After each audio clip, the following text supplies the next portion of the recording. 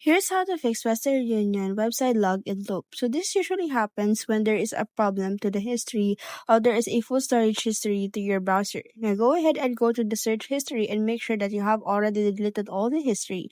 Just click on the delete and click delete all time, or you can just go ahead and set up auto delete to avoid the auto loop of the login to your website. If this still not work, here's how to contact the customer support.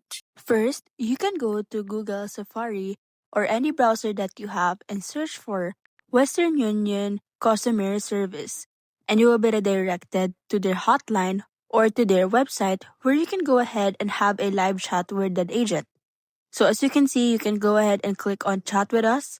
And once you click on the chat with us options, you will be able to see there the AI agent, or you can ask them for a live agent to assist you.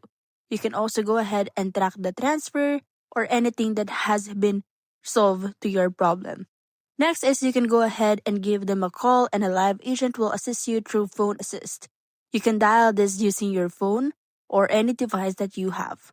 Next is you have to make sure that you have turned on your Wi-Fi connection to avoid experiencing this kind of problems.